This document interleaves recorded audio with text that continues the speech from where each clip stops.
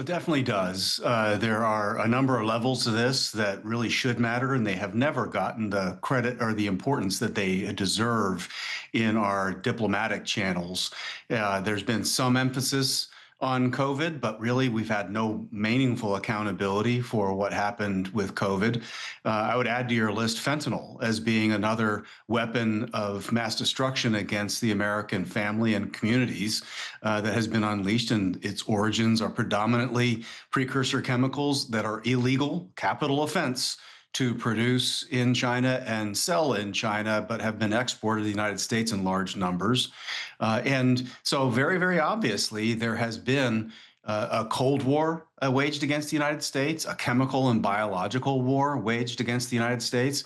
People can debate about the scale and what level it rises to. For me and people who have lost family members to different parts of this, it's already been enough. And so, I mean, I do think it calls into I mean, question this whether you can have normal diplomatic relations with a country like this.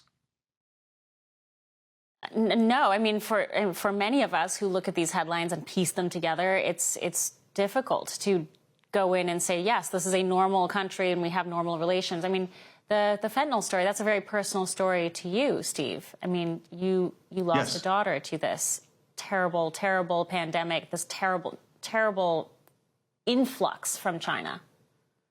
Absolutely. But it just basically falls back into chemical warfare against us, biological warfare against us.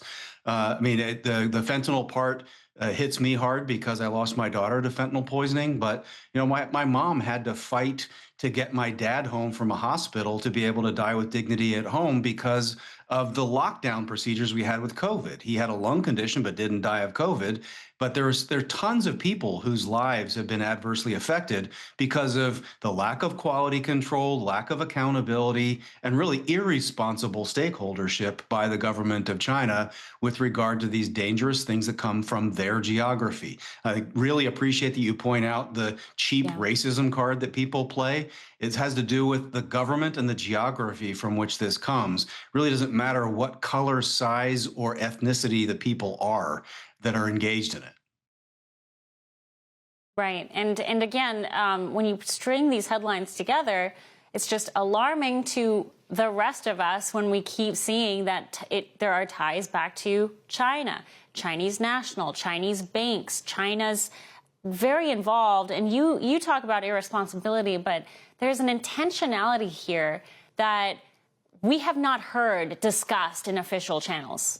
Now, I think President Trump has touched on it occasionally, and this is why behind the scenes, the Trump administration has been on this singular mission to take China out of our Western hemisphere, to take China head on.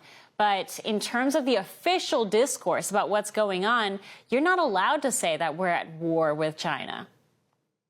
Right. Now, I feel very differently than a lot of my friends in the administration do about this. I actually think that the Chinese government respects those who are blunt and direct and engage in very powerful communication with them.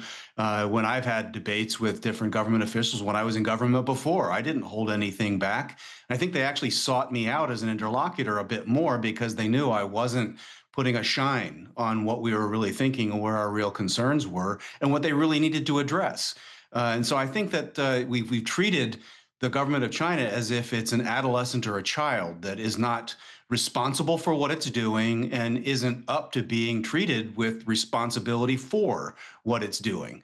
And so that I think needs to be Wow. changed. And I also do think the president sees the scope of the economic relationship as so huge, and he sees his historic mission as getting some kind of responsible balance out of that as his top priority. But I know he has a heart for those who have lost to these other scourges. And the things that you're reporting on the biological area, these are not small things that hobbyists play around with. These are dangerous, No, controlled no. pathogens. This is not something that someone lightly can carry from China or lightly can just bring home and play with in the United States. Some of the left-wing media are freaking out over this new contract between us at OANN and YouTube TV. It's dangerous that One America News is being platformed on such a large digital streaming pay TV provider. You're freaking out about the fact that people have choice. You know, like people can't be allowed to hear what they have to say. OAN is not the only channel on YouTube TV. There's like dozens of them. So if you don't like what's being said here, we hope you stay, but there's many other things going on in the world. This is how the left operates, Alicia. They operate in censorship. They don't believe in choice and letting people do their own homework. This is the way the authoritarian left works. They don't believe in choice because they don't like the fact that we don't live in the 1960s anymore with 3 networks and your local newspaper. We have to respect freedom of the press, the First Amendment, free speech. Remember that. I want to begin tonight by welcoming and thanking all of our new viewers on YouTube TV. Overnight, One America News welcomed a potential 9.4 million new viewers on YouTube TV. So on behalf of everyone here at OAN, welcome to One America News. We are incredibly excited to have you.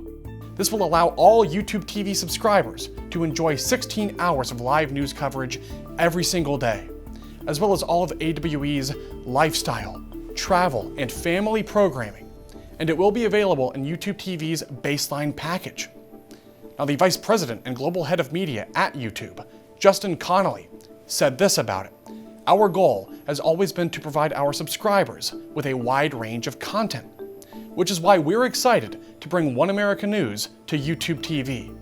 This partnership gives One America News access to our growing audience, while also giving our subscribers even more choice when it comes to news and entertainment.